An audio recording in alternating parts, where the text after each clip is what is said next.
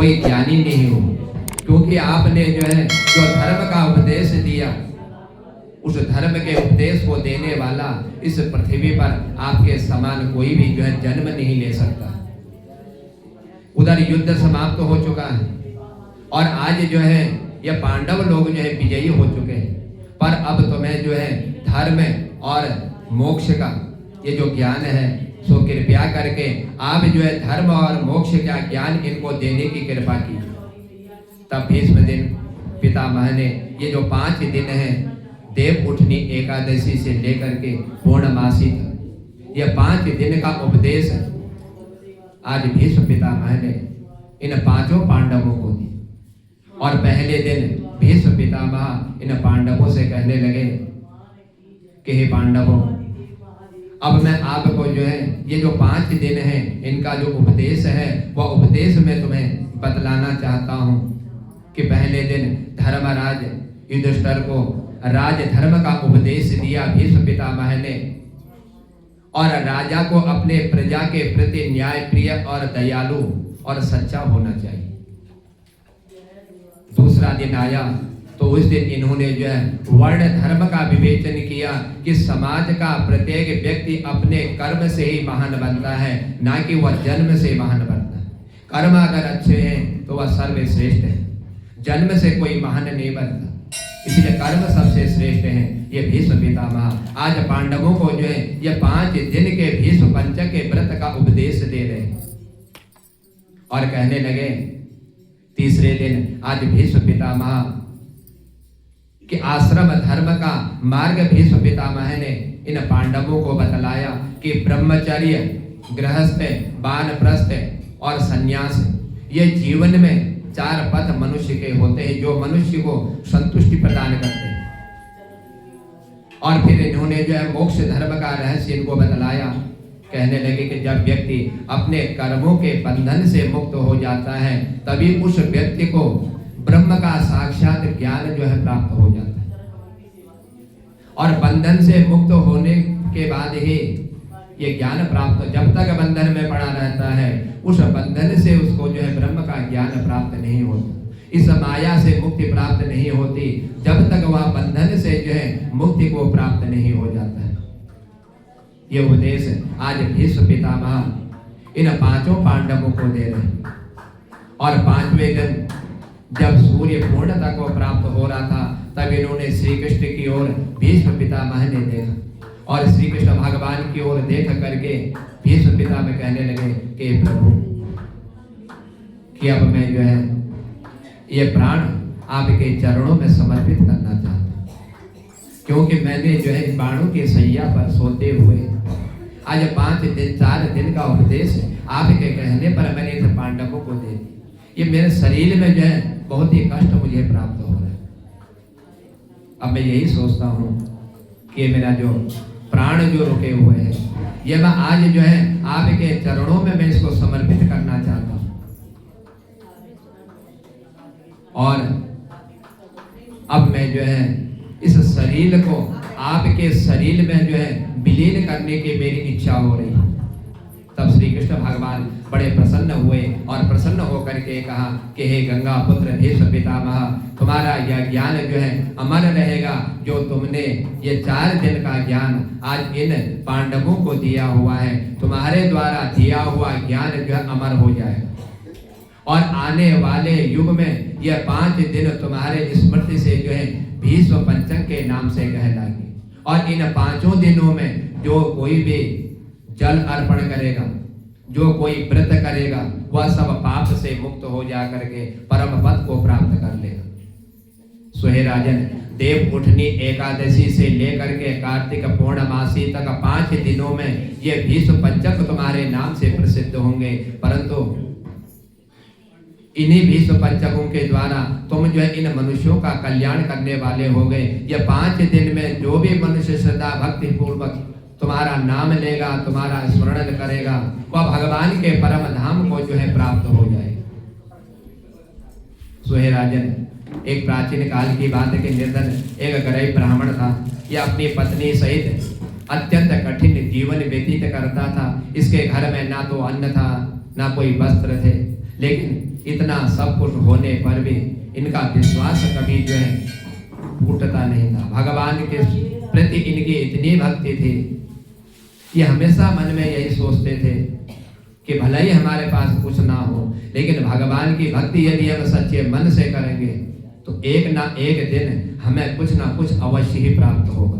ये अटूट विश्वास भगवान के प्रति और एक दूसरे के प्रति था। तो एक दिन ब्राह्मण की पत्नी दुखी होकर के कहने लगी कि हे प्रभु, हमसे जितना भी हो सकता था वह सब प्रयत्न हमने कर लिया, फिर भी जीवन में हमें सुख नहीं प्राप्त हो रहा है। क्या कोई उपाय है जिससे दरिद्रता दूर हो जाए? आज अपनी पत्नी की ऐसी वाणी को सुन करके ब्राह्मण कहने लगा कि माता तुलसी और भगवान विष्णु की शरण में जो मनुष्य चला जाता है और वहीं से जो है उनको उपाय भी प्राप्त होता है और वही मनुष्य का कल्याण करने वाले हो जाते हैं। अगले ही दिन इन्होंने कार्तिक शुक्ल पक्ष जो एकादशी का दिन था, उसी दिन से इस व्रत को इन्होंने प्रारंभ किया। 5 दिनों में इन्होंने नियम पूर्वक स्नान किया। तुलसी पत्र और कमल पुष्प से भगवान का इन्होंने पूजन किया। भगवान के मंदिर में दीपदान किया। जल अर्पण करते हुए कहा कि हे विष्णु, हे भीष्म पितामह, हम जो है इस कार्तिक मास के शुक्ल पक्ष के एकादशी से लेकर के पूर्णमासी तक आपके निमित्त जो है ये 5 दिन का उपवास कर रहे हैं और ये 5 दिन के उपवास के द्वारा आप हमारे सारे कष्ट, हमारे दुख जो है दूर कर दें।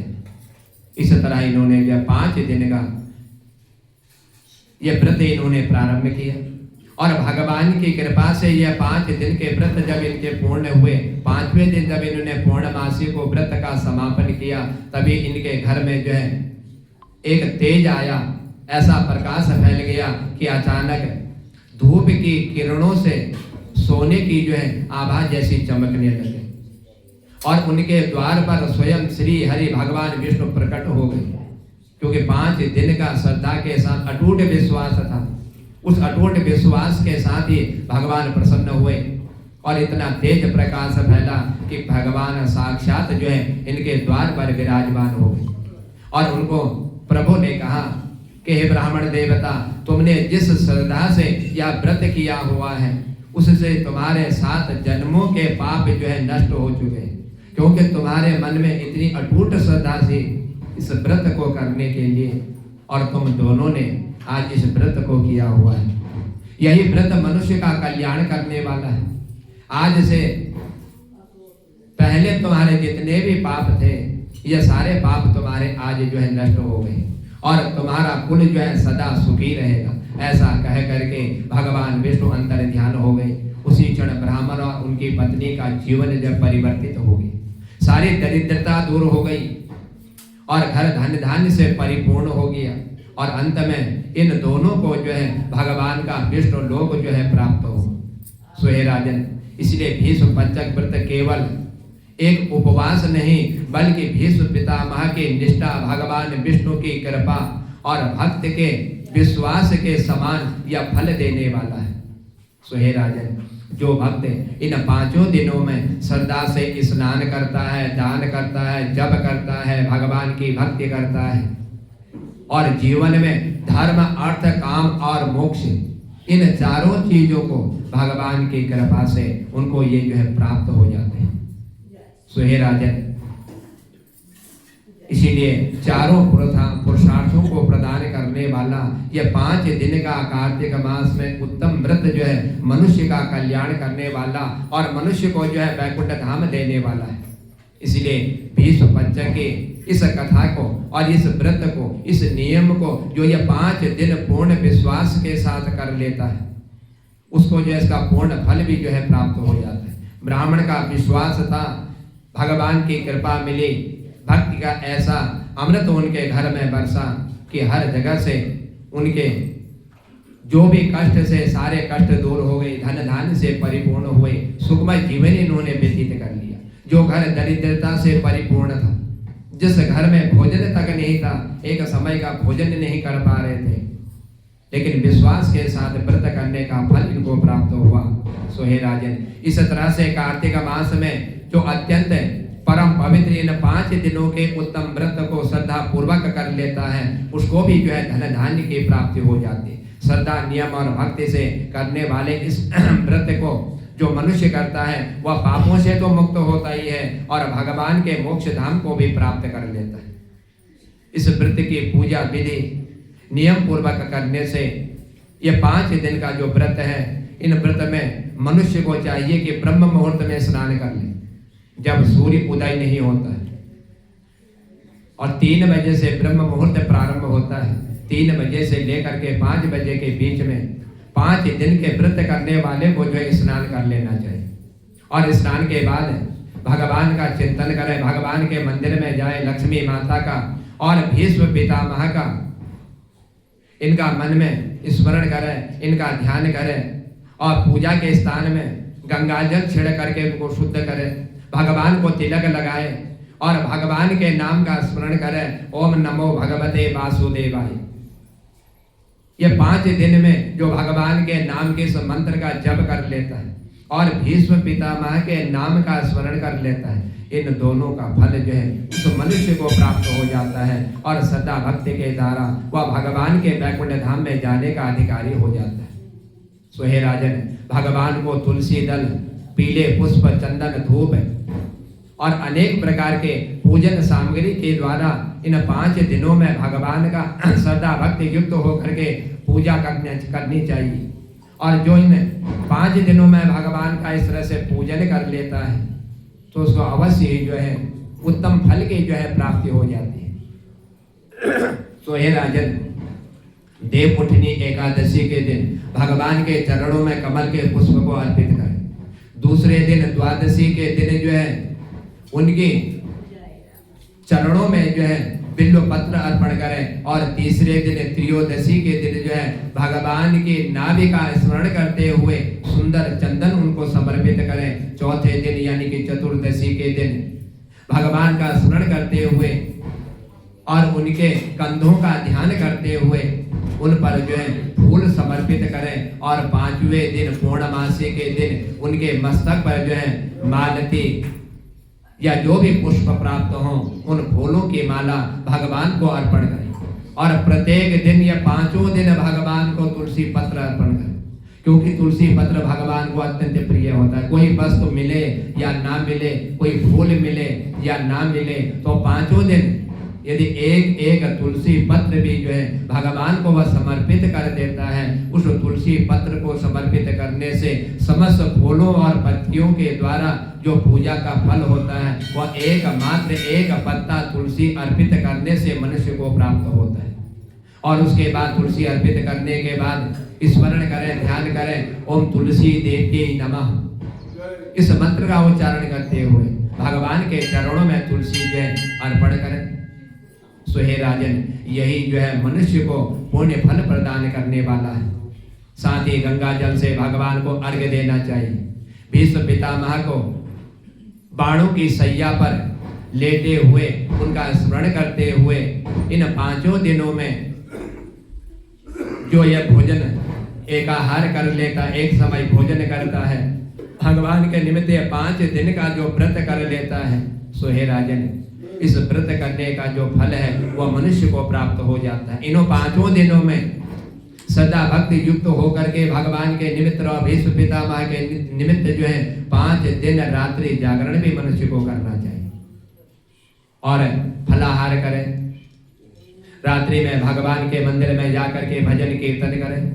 दीपदान करें, तुलसी की पूजा करें, हरि नाम का संकीर्तन करें। यह सब करने से मनुष्य को जो है यह 5 दिनों के व्रत का फल जो है प्राप्त हो जाता है। और भगवान के लिए, माता लक्ष्मी के लिए और तुलसी के लिए गंगा जल और भीष्म पितामह के नाम के लिए उनके घर में लक्ष्मी का जो निवास है उनका नाम स्मरण करते हुए लक्ष्मी उस घर में जो है निवास करने लग जाती है। पूर्णमासी के दिन यानी व्रत के 5वें दिन विशेष रूप से भगवान श्री हरि को पंचामृत का स्नान करावे और उन्हें पीले वस्त्र पहनावे, तुलसी युक्त माला, उनकी पत्तों की माला बना करके उनको ये समर्पित करें और भगवान के समीप जो है भोग लगावे और इसके बाद भगवान की स्तुति, भगवान का पाठ ओम नमो भगवते वासुदेवाय इस मंत्र का मनुष्य यदि स्मरण कर लेता है तो अंत में उसको सब कुछ प्राप्त हो जाता है। सो हे राजन, इसे 5 दिन के व्रत करने के बाद मनुष्य को चाहिए कि जितना भी हो भगवान को प्रसन्न करने के लिए और अपने उस व्रत के फल को प्राप्त करने के लिए दान पुण्य ये कर्म जो है मनुष्य को करना चाहिए।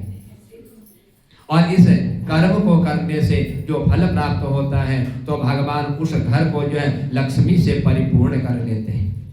सो हे राजन, ये जो व्रत है 5 दिन के, इस व्रत को करने में यदि कोई त्रुटि हो जाती है, यदि कोई गलती हो जाती है तो भगवान से निवेदन करें कि हे भगवान, ये 5 दिन का व्रत मैंने श्रद्धा भक्ति युक्त हो करके एक समय भोजन करके और आपके नाम का स्मरण करते हुए किया है। मेरे वाणी के द्वारा, मेरे शरीर के द्वारा, मेरे हाथों के द्वारा यदि इसमें कोई त्रुटि रह गई हो, यदि कोई मेरे से गलती हो गई हो, सो हे भगवान कि हे प्रभु मेरे अपराध को क्षमा करें और मुझे इस व्रत का पूर्ण फल जो है प्रदान करें। इस प्रकार भगवान से जो प्रार्थना करें, वह मनुष्य फिर जो है जन्म जन्म के पापों से मुक्त होकर के मोक्ष धाम को जो है प्राप्त कर लेता है। सो हे राजन,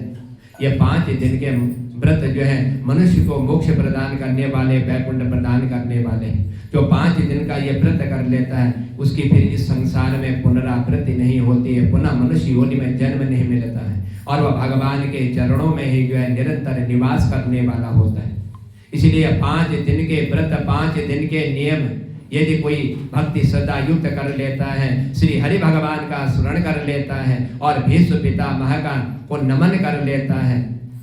तो उसकी जो है इस व्रत का जो संपूर्ण फल है, इस व्रत की जो साधना है वह सब जो है उस मनुष्य को प्राप्त हो जाती है और अंत में अपने इस शरीर को त्याग करके वह मनुष्य जो है भगवान के सुंदर वैकुंठ धाम में जाने का अधिकार भी प्राप्त कर लेता है। यह 5 दिन के व्रत मनुष्य को जो है जितना भी हो सके कम से कम दूसरे मनुष्य से बोलना चाहिए ताकि अपने मुंह से कोई ऐसी वाणी ना निकल जाए जिससे आपके किए हुए उस व्रत में कोई दोष लग जाए। इसलिए 5 दिन के कार्तिक मास के व्रत सर्वश्रेष्ठ और सबसे उत्तम माने गए। जिन्होंने श्रद्धा भक्ति युक्त होकर के 5 दिन के नियम को यदि धारण कर लिया, 5 दिन के व्रत को यदि कर लिया तो वह मनुष्य जो है पापों से तो मुक्त हो ही जाता है और जानबूझ करके अनजाने में किए हुए पाप भी उसके जो है समाप्त होते हैं और भगवान के चरणों में वह सदा जो है लीन हो जाता है। जन्म मृत्यु से भी मुक्ति प्राप्त हो जाती है। तब देवा से नारद मुनि कहने लगे कि हे ऋषि मुनियों, यही 5 दिन के व्रत जो है मनुष्य का कल्याण करने वाले हैं। संपूर्ण कार्तिक मास का जो फल है यह 5 दिन के व्रत में ही मनुष्य को प्राप्त हो जाता है और 5 दिन में यदि कोई भगवान की आराधना कर लेता है, भगवान के मंदिर में जागरण कर लेता है और ओम नमो भगवते वासुदेवाय इस मंत्र का यदि स्मरण कर लेता है, यह सब मनुष्य का कल्याण करने वाले और मोक्ष प्रदान करने वाले, वैकुंठ धाम प्रदान करने वाले हैं। यही उपदेश भीष्म पितामह ने इन पांडवों को दिया था। 5 दिन उपदेश दिया और अंत में अपने शरीर को त्याग करके भगवान श्री कृष्ण के शरीर में यह विलीन हो गए। बोल बाके बिहारी लाल की।